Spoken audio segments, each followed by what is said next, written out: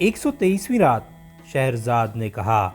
جب ابو الحسن اور علی بن بکار ابو الحسن کے گھر پہنچے اور ابو الحسن نے سوچا کہ علی بن بکار کی دلجوئی کا سامان کرنا چاہیے، اور اس نے اپنے دوستوں اور گانے والوں اور والیوں کو بلوایا اور کھانے پینے کا سامان مہیا کیا، اور جب علی بن بکار نے مغنیہ کا گانا سنا اور بے ہوش ہو گیا، اور جب صبح اسے ہوش آیا تو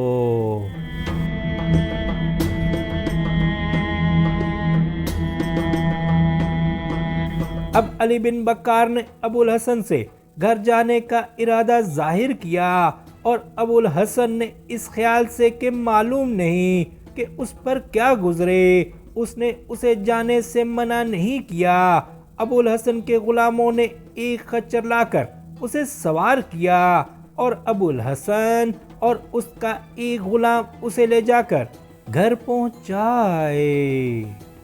جب وہ اپنے گھر صحیح و سلامت پہنچ گیا تو ابو الحسن نے خدا کا شکر ادا کیا، اور وہ تھوڑی دیر اس کے پاس بیٹھ کر اس سے تسلی آمیز باتیں کرنے لگا، لیکن عشق و محبت کی وجہ سے اس کا حال بے حال تھا۔ اب ابو الحسن اٹھا اور اس سے رخصت ہو کر اپنی دکان پر چلا گیا، اور شمس النہار کے پیغام کا انتظار کرنے لگا، لیکن کوئی خبر نہ آئی۔ اور جب رات ہوئی تو وہ اپنی دکان بند کر کے اپنے گھر چلا گیا۔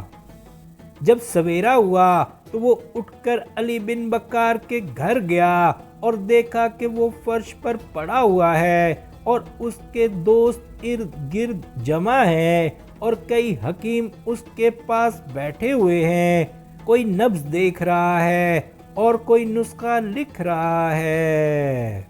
جب ابو الحسن وہاں پہنچا اور اس کی نظر علی بن بکار پر پڑی تو وہ مسکرایا۔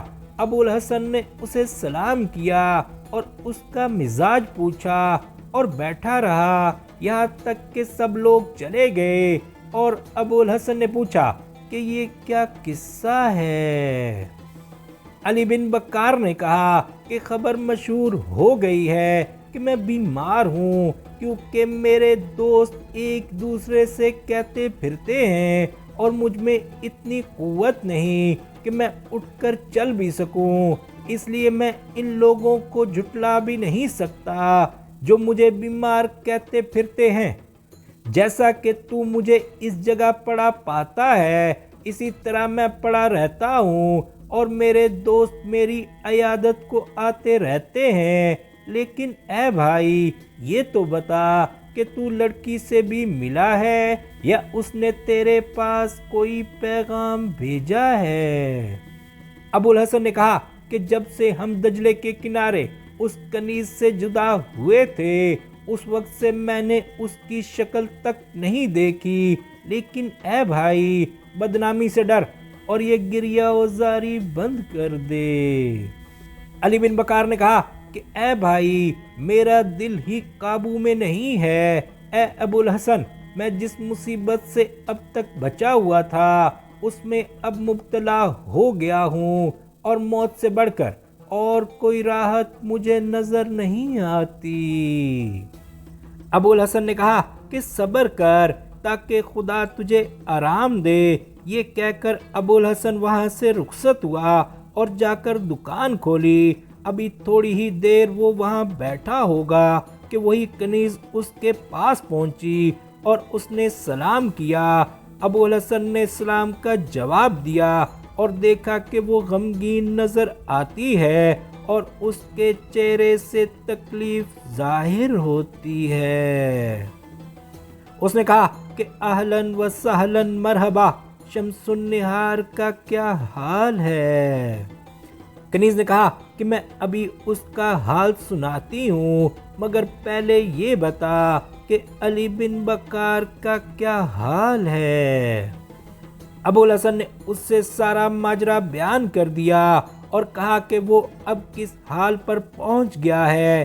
یہ سن کر اسے تعجب ہوا اور وہ افسوس کرنے اور آہیں بھرنے لگی اور اس کا دل دکھ گیا اور اس نے کہا کہ میری مالکہ کا حال اس سے بھی زیادہ ابتر ہے۔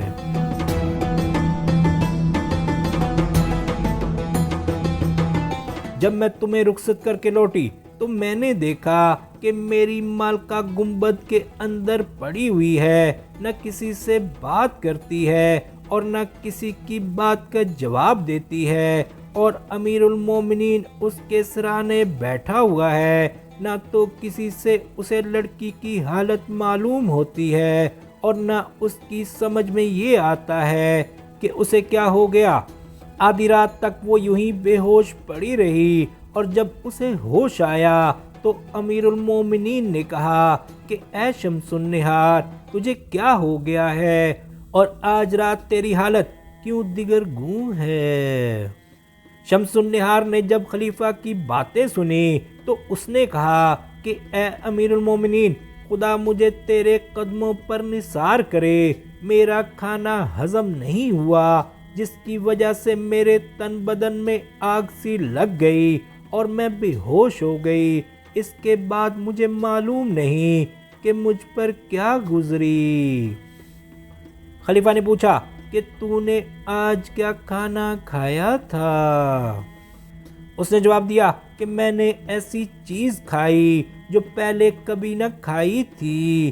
اس کے بعد اس نے یہ ظاہر کیا کہ گویا اس میں قوت آ گئی، اور اس نے شراب مانگی اور اسے پیا، اور بادشاہ سے کہا کہ تو اپنی تفریح میں مشغول رہ۔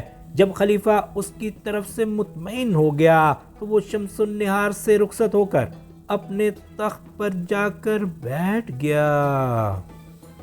اب جب میں اس کے پاس آئی تو اس نے تم دونوں کا حال پوچھا، اور میں نے کہہ دیا کہ میں نے تمہارے ساتھ کیا کیا ہے، اور اس پر وہ شاد ہو گئی، لیکن علی بن بکار کی جدائی اسے اندر سے گھلائے ڈالتی تھی، اور وہ چپکے چپکے سے رونے لگی اور پھر خاموش ہو گئی۔ اس کے بعد امیر المومنین نے بیٹھ کر ایک کنیز کو حکم دیا کہ گانا گائے، اور وہ گانے لگی۔ اس کا گانا سن کر میری مالکہ غش کھا کر دیوان پر گر پڑی اور بے ہوش ہو گئی۔ میں نے اس کا ہاتھ پکڑ کر اس کے منہ پر گلاب کا عرق چھڑکا اور اسے ہوش آیا، اور میں نے اس سے کہا کہ اے میری مالکہ، اپنی جان اور تمام محل والوں کو مصیبت میں مت ڈال، میں تجھے تیرے پیارے کی قسم دیتی ہوں کہ صبر کر۔ اس نے جواب دیا کہ کیا موت سے بھی زیادہ کوئی سزا میرے لیے ہو سکتی ہے؟ لیکن میں تو موت کی خواہاں ہوں، واللہ اسی میں میرے لیے راحت ہے۔ ہم یہی باتیں کر رہے تھے کہ کنیز نے پھر گانا شروع کیا، اور شمس النہار پھر غش کھا کر گر پڑی۔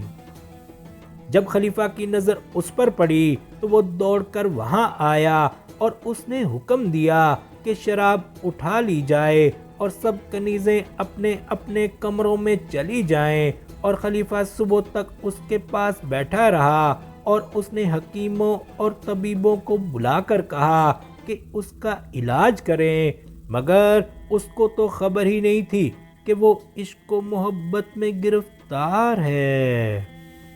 میں اس کے پاس بیٹھی رہی جب تک کہ مجھے یقین نہیں آ گیا کہ اب اس کا حال بہتر ہے۔ یہی وجہ ہے کہ میں تمہارے پاس نہ آ سکی۔ اب میں اس کی خاص کنیزوں کو جو اس کی خبر گیری کر رہی ہیں اس کے پاس چھوڑ کر یہاں آئی ہوں، اور اس نے مجھے حکم دیا ہے کہ میں تمہارے پاس آ کر علی بن بکار کا حال دریافت کروں اور اسے جا کر خبر پہنچاؤں۔ یہ سن کر ابو الحسن حیران رہ گیا اور کہنے لگا کہ میں نے علی بن بکار کا سارا حال تجھ سے بیان کر دیا ہے، اب تو اپنی مالکہ کے پاس جا کر میرا سلام پہنچا اور اس سے کہہ کہ جہاں تک ہو سکے صبر کرے۔ تو اس سے اصرار کیجیو اور کہیو کہ راز فاش نہ ہونے پائے، اور یہ بھی کہیو کہ اب بہت زیادہ احتیاط اور تدبیر سے کام لینے کی ضرورت ہے۔ کنیز نے اس کا شکریہ ادا کیا اور اس سے رخصت ہو کر اپنی مالکہ کے پاس روانہ ہو گئی۔ ادھر ابو الحسن دن بھر تو اپنی دکان پر بیٹھا رہا، مگر جب رات ہوئی تو اس نے دکان بڑھائی اور اس میں قفل لگا کر علی بن بکار کے مکان پر پہنچا اور دروازے پر دستک دی۔ ایک غلام اندر سے آ کر اسے اندر لے گیا۔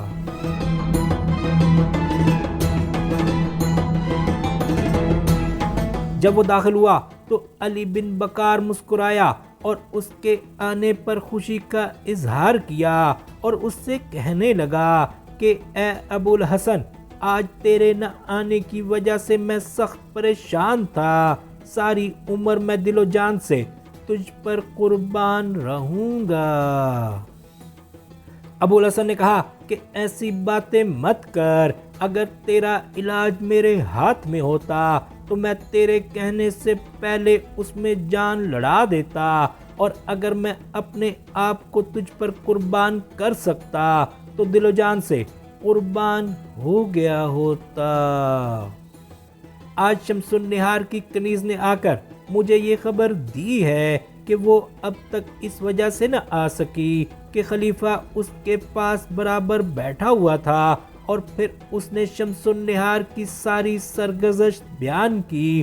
جب وہ ساری باتیں کہہ چکا جو اس نے کنیز سے سنی تھیں تو علی بن بکار کو سخت رنج ہوا اور وہ رو پڑا۔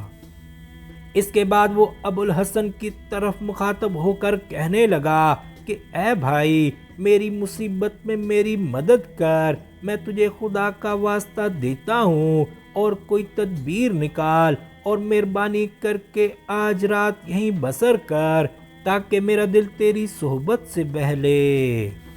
ابو الحسن نے اس کا کہنا مان لیا اور کہا کہ اچھا، میں آج رات یہیں رہوں گا، اور وہ دونوں رات بھر بیٹھے باتیں کرتے رہے یہاں تک کہ تاریکی خوب پھیل گئی اور علی بن بکار آہیں بھرنے اور رونے اور فریاد کرنے لگا اور اس کی آنکھوں سے آنسو جاری ہو گئے اور وہ درد آمیز اشعار پڑھنے لگا اور اس پر غشی طاری ہو گئی۔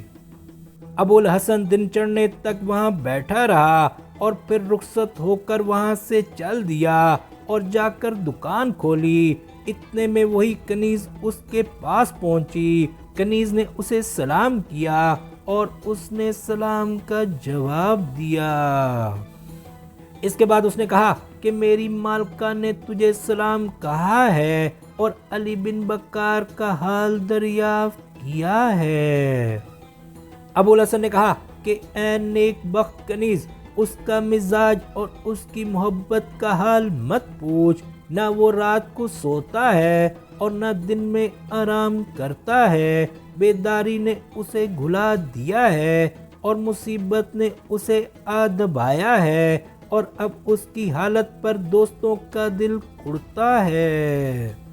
کنیز نے کہا کہ میری مالکہ نے تجھے اور اسے سلام کہا ہے اور اس کے لیے ایک خط دیا ہے، کیونکہ اس کا حال علی بن بکار سے بھی زیادہ ابتر ہے۔ اس نے خط دے کر مجھ سے کہا کہ بغیر جواب لیے نہ لوٹیو، یہ خط میرے پاس ہے، کیا تم میرے ساتھ اس کے پاس چل سکتا ہے تاکہ ہم اس سے جواب لیں؟ ابو الحسن نے کہا کہ بصر و چشم، اور اس نے دکان بند کر دی اور کنیز کو لے کر روانہ ہو گیا اور چلتے چلتے علی بن بکار کے مکان پر پہنچا اور کنیز کو باہر کھڑا کر کے خود اندر گیا۔ علی بن بکار اسے دیکھ کر خوش ہو گیا۔ ابو الحسن نے کہا کہ میں اس وقت اس لیے حاضر ہوا ہوں کہ فلاں شخص نے اپنی کنیز کے ہاتھ تجھے ایک خط بھیجا ہے۔ کنیز دروازے پر کھڑی ہے، اگر اجازت ہو تو وہ اندر آئے۔ علی نے کہا کہ اسے اندر آنے دے۔ ابو الحسن نے اشارے سے کہا کہ وہ شمس النہار کی کنیز ہے۔ جب اس نے کنیز کو دیکھا تو مارے خوشی کے وجد کرنے لگا اور اس نے کنیز سے اشارہ تن کہا کہ میرے آقا کا کیا حال ہے، خدا اسے صحت و عافیت عطا کرے۔ کنیز نے کہا کہ خیریت ہے اور وہ خط نکال کر اس کو دیا۔ اس نے خط لے کر اسے بوسہ دیا اور کھولا اور پڑھا اور پڑھ کر ابو الحسن کے حوالے کر دیا۔ اب شہرزاد کو ثبوتی دکھائی دی اور اس نے یہ کہانی بند کر دی۔